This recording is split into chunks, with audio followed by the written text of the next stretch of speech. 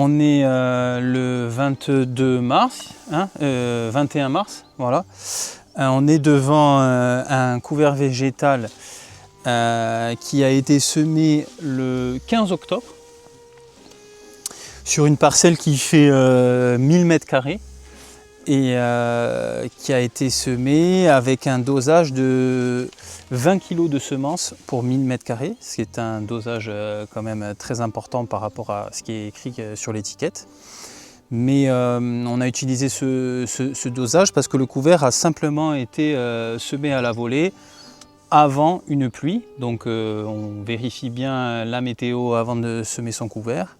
Sur un terrain qui était en prairie il y a 2 ans, qui avait bénéficié d'un premier couvert végétal au printemps, à l'automne dernier, automne-hiver dernier, etc., qui avait été laissé en jachère après le premier couvert, principalement parce qu'il y a eu des travaux sur cette parcelle pour la création d'une mare et la création de fossés, donc il n'y avait pas eu de culture et il n'y avait pas eu vraiment de suivi après le premier couvert.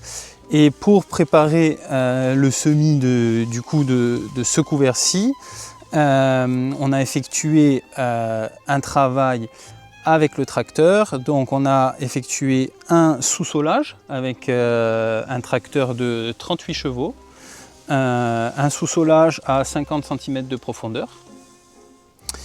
La première année dans le sens de la longueur avant le premier couvert et cette année dans le sens de la largeur pour ce couvert-là.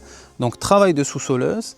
Après ça, un travail à la fraise quand même, pour casser tous les systèmes racinaires qui étaient en place, même si en sortie d'été, il y avait pas grand-chose.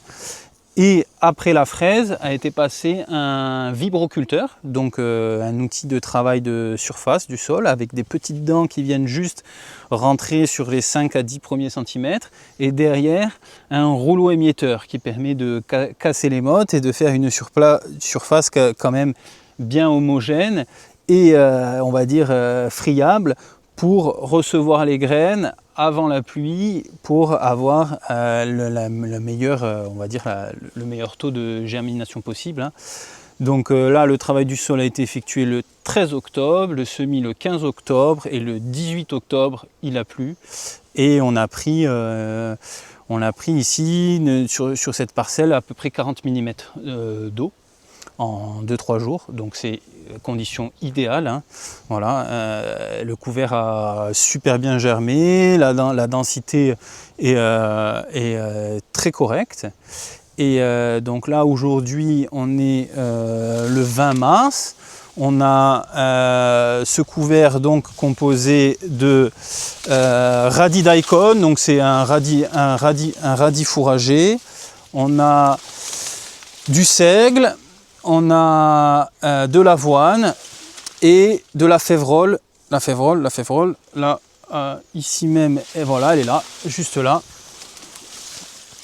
La févrole. Donc là, du coup, que ce soit le seigle, la févrole ou le radis, quasiment tout est en fleurs. Donc on est à un stade de début de linification de tige où la tige est bien cassante. Et c'est le bon moment, je pense, pour coucher son couvert, pour l'empêcher de repousser et l'empêcher de produire des graines, dans le but d'implémenter une culture. Ici, sur cette parcelle-là, cette année, seront plantés tous les curcubitacées, courges, melons, pastèques et courgettes, et aussi les patates douces. Voilà. Donc, comme on est toujours dans la phase de transition prairie, terre maraîchère, on a encore quelques vivaces qui sont en plan, on a encore du chien-dent qui pourrait reprendre dès qu'on couchera le couvert. Donc, il a été décidé de coucher le couvert de manière manuelle afin de ne pas refaire passer le tracteur et afin de ne pas ramener de la compaction de sol. Donc on va coucher le couvert manuellement à l'aide d'une barre en fer, tout simplement. Voilà, donc comme je l'ai expliqué, étant donné que la porosité du sol pour le moment elle est encore fragile, les travaux de machine qu'on a fait récemment et le fait que le sol ne soit pas encore bien structuré en profondeur, j'ai fait un essai de coucher le couvert avec le tracteur et j'ai vu que bon, voilà, ça ramenait quand même une couche de compaction en surface qui allait probablement m'embêter, notamment pour implanter des cultures, etc. Du coup, je me suis renseigné sur comment coucher un couvert à la main. Il y a plusieurs solutions, on peut faire rouler des rouleaux, etc. Mais bon, on va dire la solution la plus low-tech, hein, c'est tout simplement une barre en métal, une corde, et étant donné que la plante est au stade floraison, qu'elle commence à être fibreuse, on va essayer de casser la racine, voilà, et tout simplement, en venant ramener avec le poids du corps, on vient coucher les plantes et comment dire, et fracturer la tige, et ça va empêcher à la plante de se relever totalement. Alors c'est vrai que la pointe des plantes va avoir tendance à se relever et c'est pour ça qu'on met une bâche par-dessus. Mais sinon c'est une méthode assez efficace.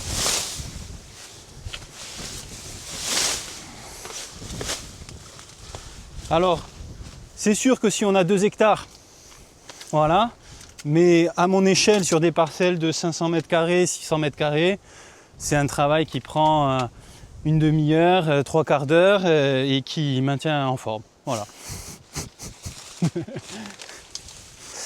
Et après ça, on va venir mettre des bâches d'occultation. Donc, les bâches d'occultation, c'est des bâches en plastique noir d'une épaisseur de 150 microns qui vont empêcher le couvert, une fois couché, de relever la tête, créer une sorte de fermentation aussi, hein, qui va tuer tout ce couvert, empêcher les vivaces de ressortir, et d'ici un mois et demi, ou par section, hein, on va pouvoir implanter une nouvelle culture. Alors, comme je l'ai dit, on est encore sur une phase de transition. Donc, il a été choisi d'implanter la culture sur des bâches tissées. Donc, on va retirer ces bâches d'ensilage et venir mettre des bâches tissées et planter dans les bâches tissées avec des systèmes de goutte à goutte par-dessous pour certaines cultures, ou alors un système d'aspersion par-dessus pour tenir jusqu'à la saison où potentiellement le sol s'assècherait, mois de juin, juillet, quand ça va commencer les courges et les melons vont commencer à fructifier et demander une quantité d'eau supplémentaire. On aura la possibilité, grâce à cette irrigation, de pallier un manque d'eau. Voilà. Et aujourd'hui, on a un couvert qui monte voilà, hein, entre 1,50 m et 2 mètres. Et il a poussé 2 fois plus de matière organique que l'année précédente. Et donc si on cherche peut-être une explication à ce phénomène, je pense que tout simplement c'est dû à cette aération du sol qui a été provoquée de manière mécanique et de manière organique, on va pouvoir l'attester aujourd'hui grâce à cet outil. Donc ça c'est un outil qui s'appelle le pénétromètre, qui est là pour mesurer l'état de compaction des sols. Et tout simplement, on a une pointe avec un capteur de pression à l'intérieur, et en l'enfonçant, on a une aiguille qui nous indique quand est-ce qu'on est dans du dur et quand est-ce que, voilà, par exemple là on est sur une zone, donc on est sur une zone où potentiellement la sous-soleuse n'est pas passée, où on arrive sur la zone de dur à 25 cm. Mais si on va juste à côté, potentiellement, mettons ici, on va être dans une zone où ça reste vraiment souple, jusqu'à là on est à 60 cm. Donc ce qu'on s'aperçoit, c'est que la compaction du sol n'est pas homogène sur toute la parcelle, de par le fait qu'on a utilisé une machine mécanique qui ne passe pas, voilà, qui est passée tous les 50 cm ou un peu plus large parfois.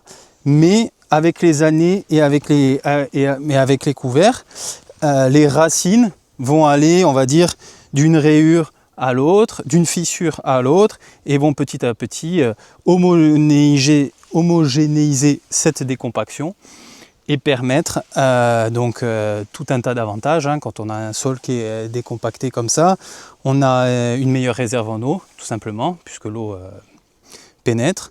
On va avoir une meilleure activité biologique, on va avoir un horizon disponible pour les racines bien plus important, donc plus de nutriments, plus de remontée de nutriments par les systèmes racinaires et par la vie biologique, et des plantes qui vont être en capacité de résister à la sécheresse et tout un tas d'avantages. Voilà. Donc comme on est encore dans une phase, on va dire, de structure, j'ai pris le choix de ne pas venir avec mon tracteur à ce moment-là de la saison pour le broyer et pour ramener de la compaction en surface et de le faire manuellement. Après, on espère que dans les prochaines années, quand les parcelles seront vraiment bien vivantes et bien structurées, qu'on aura une matière organique stable, une bonne couche d'humus en surface, j'ai bon espoir qu'on puisse repasser la machine et simplifier un petit peu l'opération ou carrément se passer totalement de machine et cultiver directement après avoir couché le couvert.